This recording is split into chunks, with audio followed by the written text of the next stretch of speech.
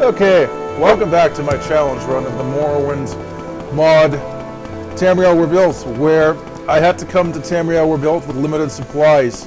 Those limited supplies being my sword, my cuirass, and my boots, and nothing else. Then I have to get everything else back in Tamriel Rebuilt, including potions, alchemical ingredients, a bow, scrolls. Everything else has to be gotten back here.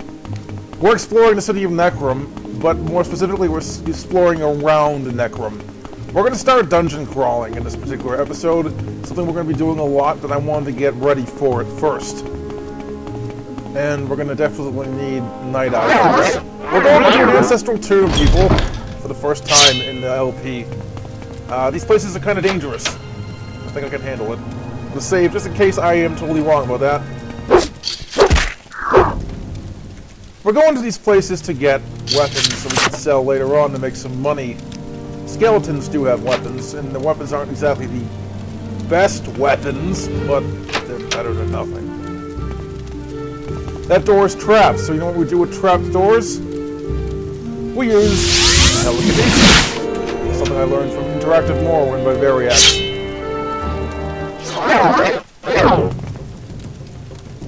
Or we can see this line.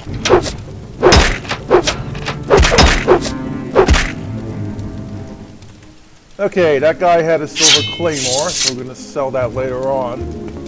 These ancestral tombs aren't too hard. There's some stuff in them, but usually the good stuff is on the dead enemies. Occasionally you'll run to a scroll or two around here, and here's where we're going to need Andusi's opening door. And we're not going to be able to do that yet, so we have to leave the tomb and come back, because we can't rest in the tomb for some stupid reason. And who's attacking me? Can't be a cliff racer because of Morrowind Rebirth. They're friendly now, which is really good. We can rest until healed here and come back into the place and activate Night Eye. I don't know if I even need Night Eye in this place. I don't think it's dark enough to be a problem, but just in case.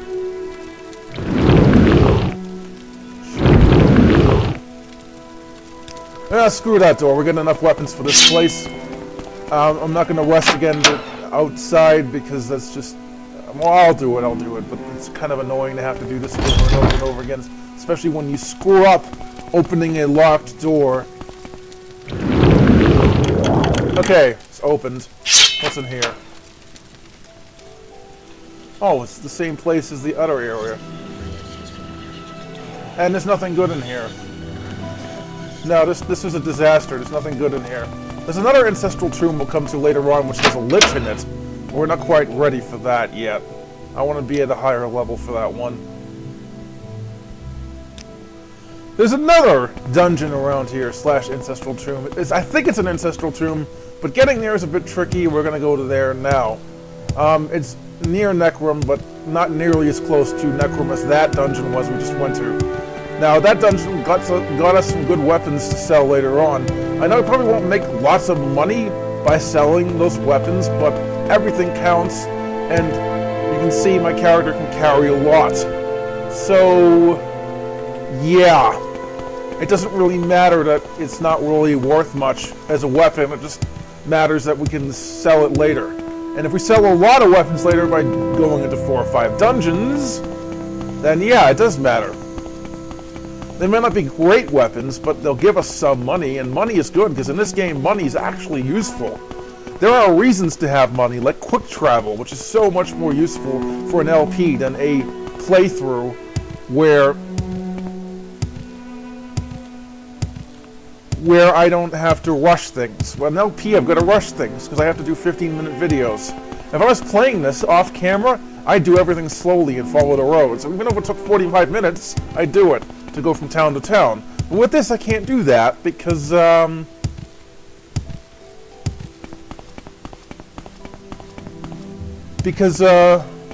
alteration training here. We don't have to do alteration training anymore. I just can't do that in an LP. It will take too long. But there is another dungeon down this way. Don't know if it's an ancestral tomb or not. If it's a cave or ancestral tomb, we'll go into it. We're a bit too weak for daedric and Dwemer ruins currently, and Dunmer fortresses. I don't know if Dunmer fortresses are worth going to. I think they're occupied by House Enderal people around this area, but based off of one thing from Sorcerer Dave's Odyssey to the East LP I watched, which showed Necrom as well. He did a pilgrimage to Necrom as a dark elf named Dave. Daedric sound. Annoying. Okay, so it's another ancestral tomb. I hope this one is not too difficult. I hope I don't have to brighten it, but I'm gonna. Night Eye is not so great unless it's pitch black. Alright. Let's see if... I remember this one. This one's kind of tricky, but it shouldn't be too bad. There's bone walkers in here, but they're not too hard. And we have bone lords.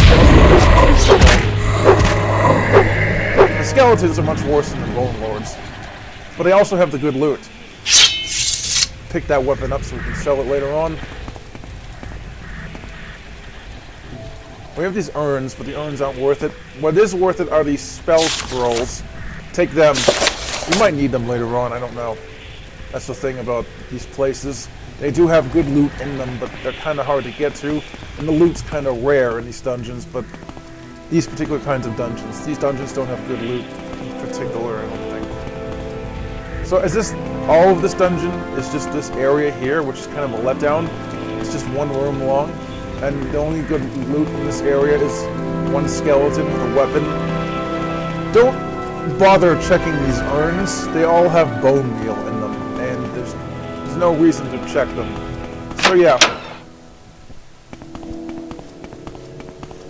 So yeah, this may be a little bit of a short update because we have done both dungeons around Necrom, and they don't really have great loot, but they've got loot. And that's more important than having great loot for me, because I want to sell this loot to make money to use Silt Striders. We have plenty of money now, by the way, because we sold a whole bunch of junk off camera that I got in Andothrin, which, yeah, we have around 600 gold. So, what I'm going to do now is play a little bit off camera tomorrow, and then we'll leave off right after I'm playing that. So we'll be somewhere completely different every time because of that. But, yeah, I hope you enjoyed this video. I'll be back again tomorrow night to do more Morrowind Challenge Run vids, so stay tuned for that. Sorry. Okay, we're back. I thought I was going to end the video, but I wasn't. So, what are we doing? We're just going to walk around and grab alchemy ingredients for 7 minutes to finish off this video. If I can find any. Some of these could be completely useless for all I know, but I'm going to collect them because we had to ditch all of our alchemy ingredients at the beginning of this LP and get totally new ones. Yeah. If we can find a sign saying where we're going is where we're going. I think we strayed too far off the road and went ahead. Which way do you want to head? I want to head to another city off camera, so we have to go the right way, people. So, yeah, we want to head this way.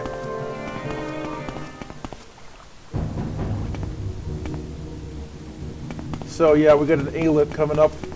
These guys are annoying. I'm going to use bows and arrows on them so they can poison you, but for now we don't have good bows and arrows because we don't have good marksman skill. My character is kind of weak in that way. So this way leads to Alt Balsera, which we've never seen, so I'd like to get that on my map, actually. Yeah, so some of these are probably not particularly good alchemy ingredients. The two really good ones are salt rice and quama eggs, because they make restore fatigue potions, but I'm going to pick everything I run into, because we need alchemy ingredients, and to make some potions would be a good thing. Oh my god. These are good. These are restore strength potion ingredients, and if you ever get a lot of ingredients in one area, you should definitely pick them all.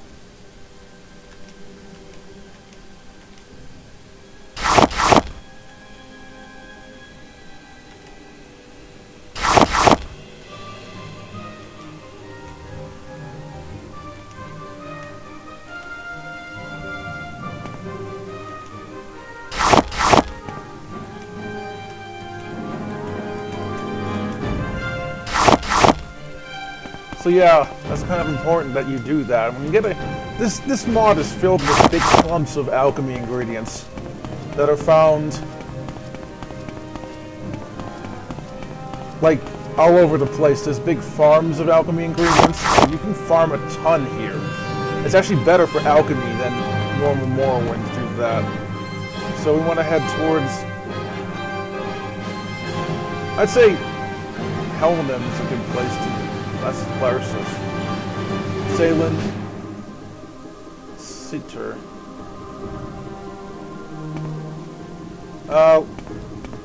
Let's head this way.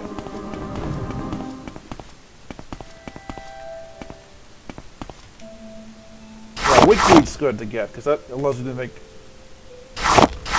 restore something attributes. Potions. So yeah, Hackle Lowleaf is also quite good.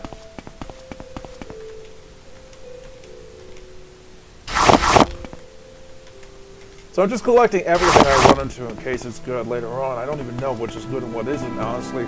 I've never been a big alchemy guy, so I don't really know what ingredients are good and what ones aren't. So yeah. And when I'm done with this, I'm just going to recall my way out of here, because I don't know this area very well. So I want to stay on the road to be safe, because that's usually a good idea here, because veering too far off the roads is a bad thing in Tamriel Rebuilt. You can run into some nasty enemies if you go off the roads. Just saying. So staying on the roads is something that's actually recommended in this particular mod, although here I gotta vary off the road a little bit. So yeah. Alchemy ingredients. You can finally make some potions eventually, which is a good thing.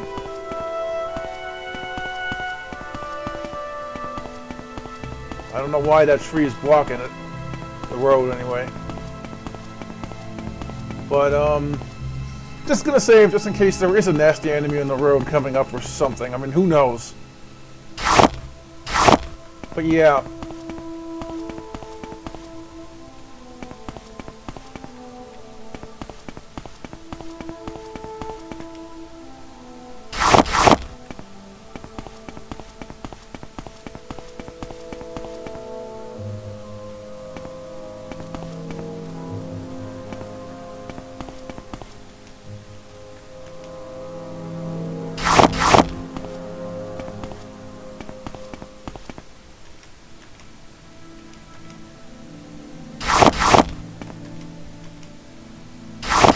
I mean, I don't know, like I said, what are good alchemy ingredients and what aren't, but if you don't collect a lot of alchemy ingredients, you can't make a lot of potions. And sell all the potions you make, because they won't be good at low levels, because your alchemy skill's too low. My alchemy skills, I've actually trained it in Vvardenfell before starting this LP quite a bit. I wasted all my money training it, actually, so I'll have decent skill at it, but